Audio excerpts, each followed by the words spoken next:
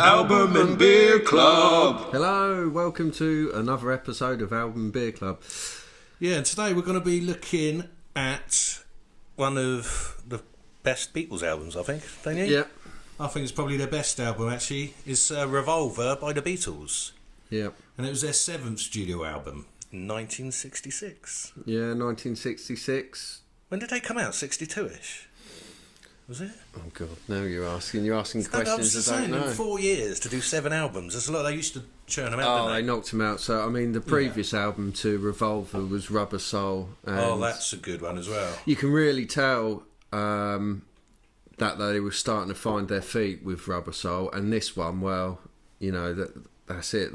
Definitely. They went from sort of boy band kind of love songs, you know, Hold Your Hand and stuff like that. Yeah. To really experimenting and coming up to some really great stuff. And I think technology was changing then as well, wasn't it? With computerised, well, probably not computerised, but taping machines where you could speed stuff up, slow them down, and... Yeah, and I think it's sort of moved on from just how can we record something the best we can to let's try different effects. And I think this was their last album before they retired playing live, wasn't it? Oh, right, okay. So they were really getting into experimenting with loops and samples and having multiple tracks, where before they'd record it all pretty much live, weren't they, in a day? Yeah. The first few albums. Because I noticed there's some nice bits of backwards guitar on here. Yeah, and there stuff. is, and, yeah. I mean, that's psychedelic, isn't it? Yeah, apparently this is the first sort of psychedelic Beatles album. So when did Psychedelia sort of come out? Well, it was around about this time, wasn't it? But it really hit over the next couple of years. Yeah. You had so many bands doing it, and The Summer of Love and all of that, and in then America, wasn't it? Yeah, and Sgt. Pepper's is well, that's the peak of it, really, isn't it? That's I'm not too keen on that. I mean, that's actually. really overblown. And It's got some really crappy songs on it, hasn't God, it? every band tried their own Sgt. Pepper's one. Mr. Mustard or something stupid in it? No, What's that's that off Abbey Road. I like that. God, well. Rolling Stones. Sgt. Pepper's was they're all wearing like wizard hats or something. Oh yeah, it's a very similar cover, isn't it? Really? Yeah, and that. I mean, I think every band probably tried to do their own version of that. Yeah. But yeah, that was. This is the start of it, apparently. Well, yeah, like you say, they hinted at a different direction with Rubber Soul just before this, but this they really looked into experimenting and actually making sort of more art kind of music, weren't they? Rather than just pop songs, they're really trying to create something new, which I think was brilliant. It influenced loads of people, didn't it? Yeah. Another thing that we weren't... I mean, we like to think we're into our music, and even though I'm really into music, and particularly the Beatles, you still come across songs you haven't really heard or... all the time. I mean, their catalogue's vast. But not on this album, though. Well, no, not on this album because it's not every fucking song on this one. It is just like bang. This is the album. Yeah. You know, no mucking about.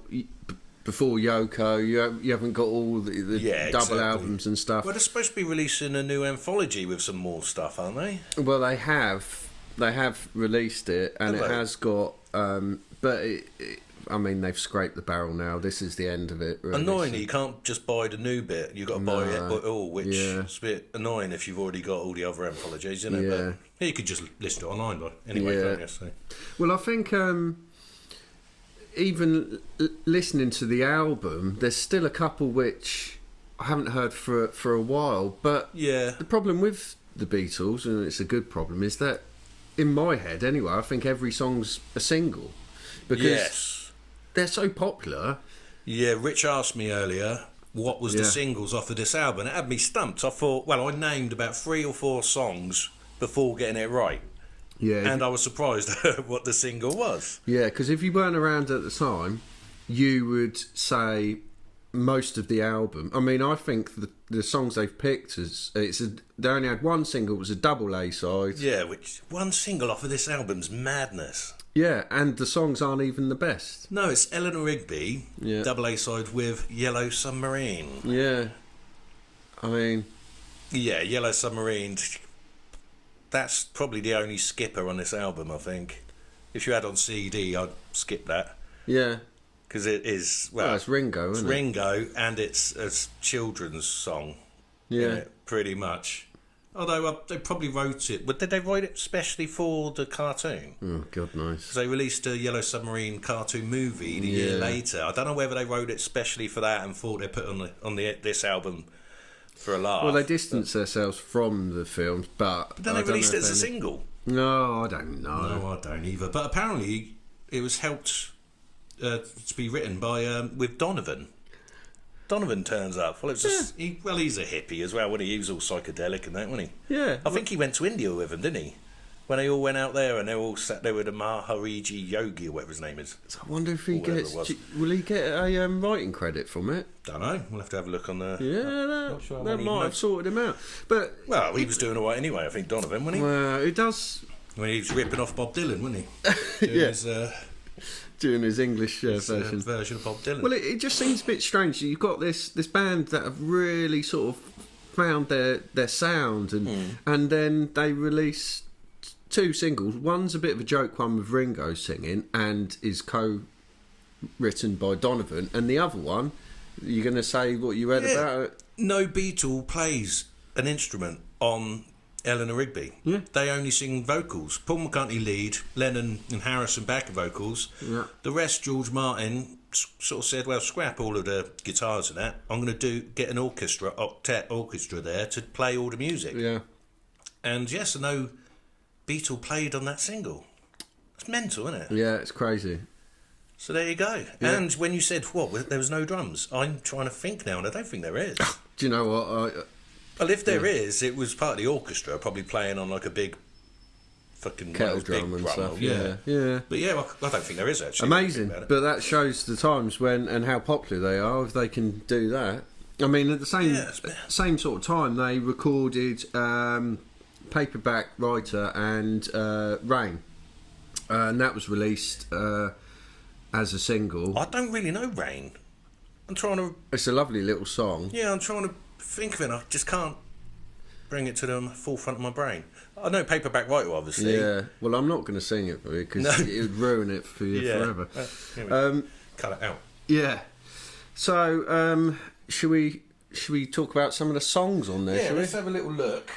I mean, only looking for the listing wise. I mean, we know every song on there off by heart. I mean, it's not often that you can listen to an album and sing every lyric to every song. Yeah. That's mad.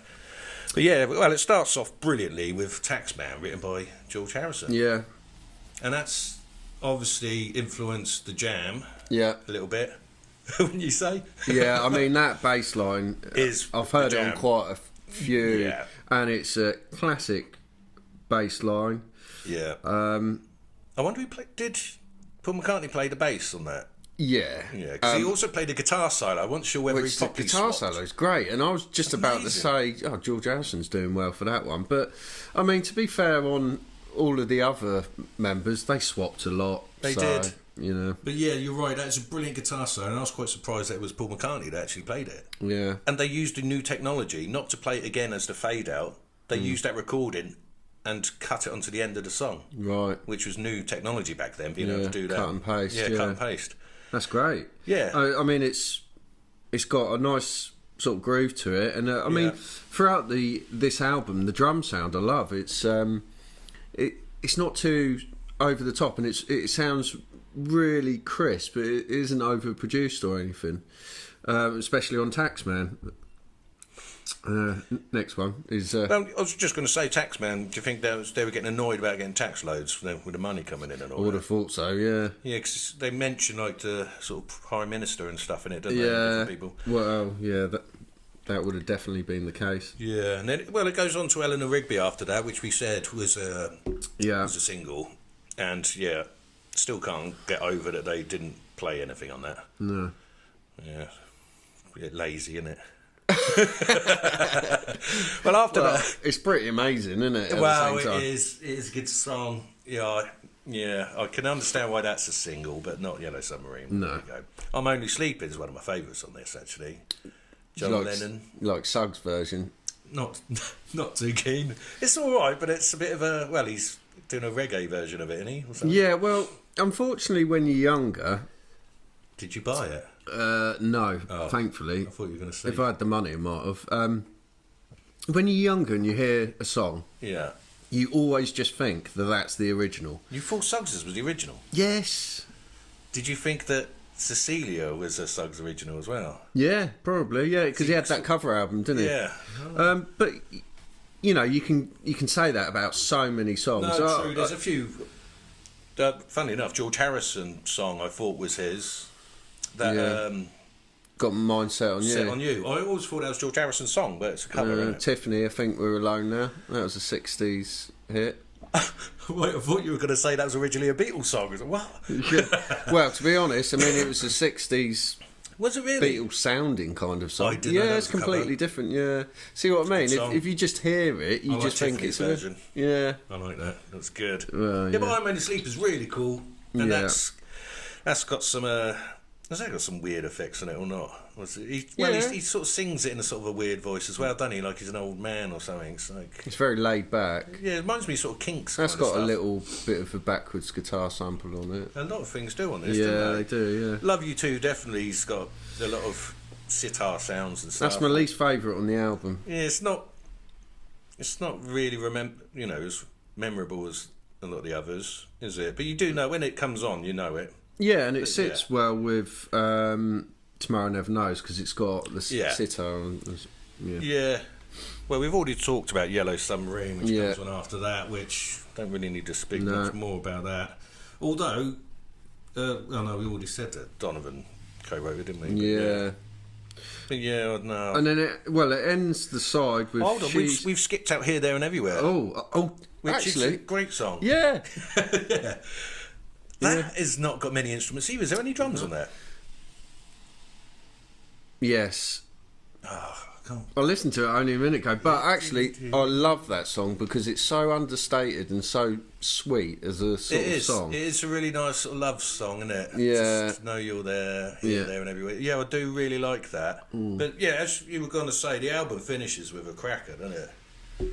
Yeah, I mean, well, yeah, Tomorrow Never Knows ends the album, but the first, because we're talking, this was when, you know, you'd make an album to fit a vinyl, which is such a more interesting way of doing it because... Yeah, the sides matter, don't they? Yeah, they do. And after the sixth song, Yellow Submarine, the last one on side one is She Said, She Said. Yeah, which is brilliant. Yeah. Yeah, apparently Paul McCartney walked out on the session when they were recording this, and they reckon that George Harrison might have played bass on that. Yeah, well then that'll make up for Paul McCartney playing his guitar on Taxman. Yeah. Yeah, got his own back. Yeah. So that's the end of side one. Side two starts with Good Day Sunshine. Good Day Sunshine. That's a great song as well. Yeah. Yeah, that's Paul McCartney sort of led song, isn't it? To me, that's a single all day long. That's one of the ones I chose when you asked me what single was off it. Yeah. That is such a great song. But you can tell it's Paul McCartney in the verses. Diddle-a-doo.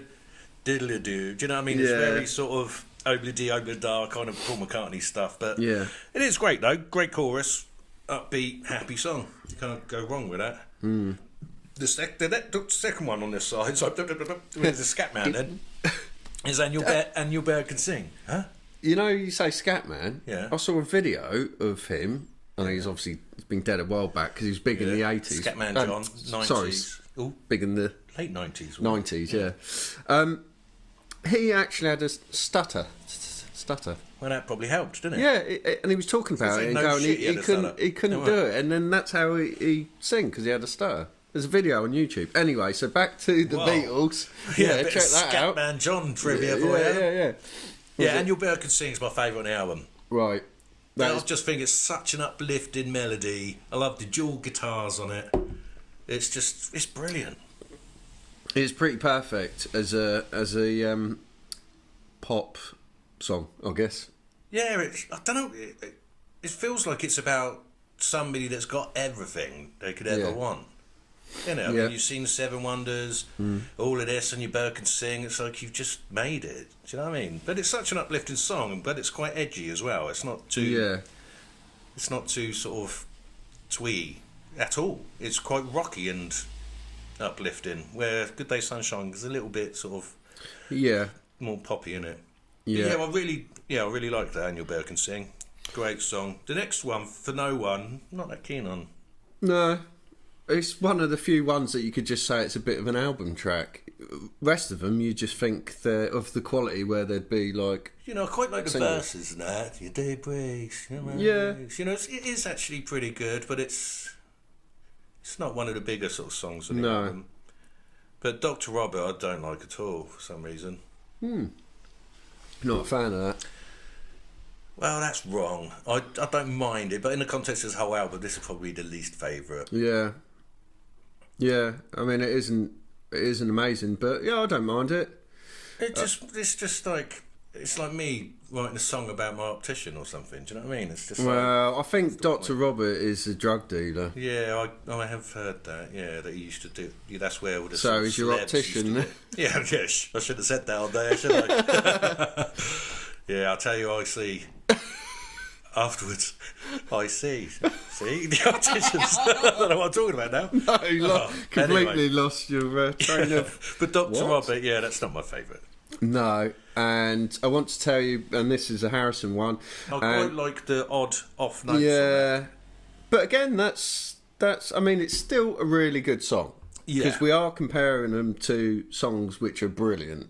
So Yeah. it's still a good song. But I want to tell you, in Dr. Robert, I personally don't think are of the standard of. No, I don't. I mean, when you've got a run on the album of She Said, Good Day Sunshine, and Your Bird Can Sing, you know, I was listening to that earlier, and I was just thinking, bloody hell, you know, this is great. And then it sort of drops off slightly. It does slightly. I mean, even the Beatles can't keep momentum going all the way through to the very end. I mean, sort of side 2 always has a bit of a dip in it, doesn't it?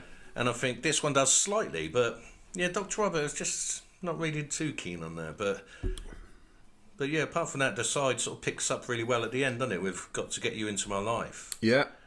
That is great. Nice vocal on It's it. very Motown, isn't it? Yeah.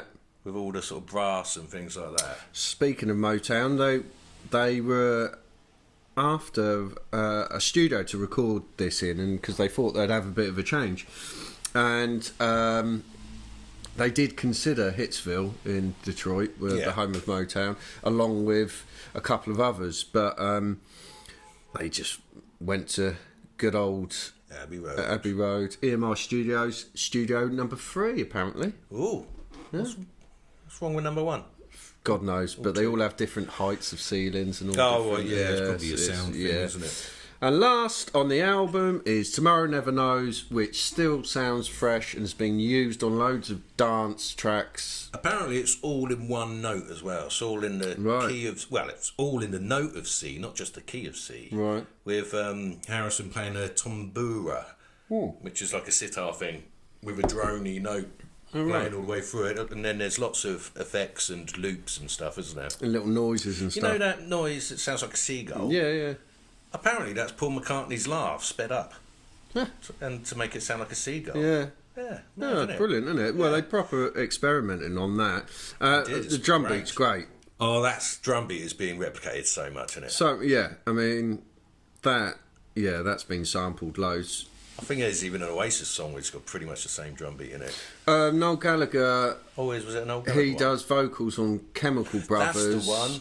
And they sample. Right, that's They it. sample the back line of that song or something. I think it's bass and drums.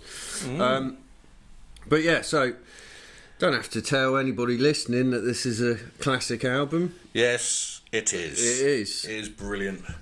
Well, so that's the track list. And forgot to look up, but like to try and think of bands that we're doing. What was their name before? This one before the Beatles.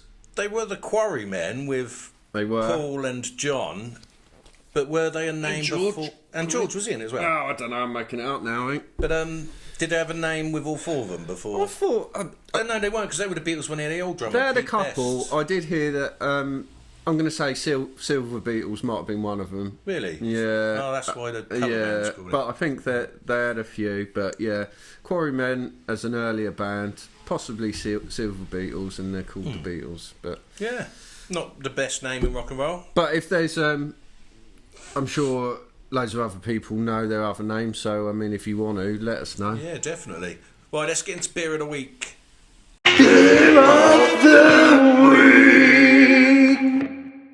Today we have gone for. Go on, Rich. We've gone for Days. Now this is a pale ale from Scotland. I think it's from Edinburgh. Lovely. This is a 0% one, and the nice thing about this is it's 2% of all sales go to mental health, and so our link is, this is called Days, so it's Good Day Sunshine, and it's got a sun on it, and one of their bits on the back says, so cheers to that, and here's to good times, good days, and good tomorrows. Lovely. So I think that suits really well with definitely. the feel of the album, and obviously no one can complain about. No, it's a good cause. Really good cause. So that's brilliant. And it's a nice flavour to it. You've been enjoying it, haven't you? Yes. Yeah. It's very nice. I had some earlier, but I'm gone on to the alcohol. Rich is still off the alcohol, so he's carried on with that. But but no, it's a lovely beer. That well done. Yeah. Like artwork, brilliant. Absolutely brilliant artwork for this. Yeah. I love it. Apparently, it's done by Klaus Vormann, inspired by the drawings of Aubrey Beardsley, who was a 19th century artist who was involved in the aesthetic movement and Art Nouveau, but he died in 1890 something from tuberculosis. Wow. Okay. There you go. Oh, you hit them facts out. Didn't you, I did. Yeah. I like my art, and it was also, it won a Grammy for the best cover art in 1967. I love the fact that it's a real cut and paste and black, but they haven't felt they needed colour on it. It's I think it's great. I think it really suits the album as well. Weirdly, the text for Revolver's perfect. The way it's just bold and it is. It's really it's fantastic. I like the caricatures. Actually, you can tell what they are. Yeah, that's brilliant cover work. That. So overall, this has been a brilliant album, and I'm going to give this a 9 out of 10. 9 from me as well, because one or two tracks, but that's just being fussy. Yeah, it could get a 10 out of 10, but just Dr. Robert annoys me for some reason. But anyway, apart from that, an absolutely brilliant album. Thank you. Brilliant. Join us next time. Cheers. Cheers. Bye. Album and Beer Club.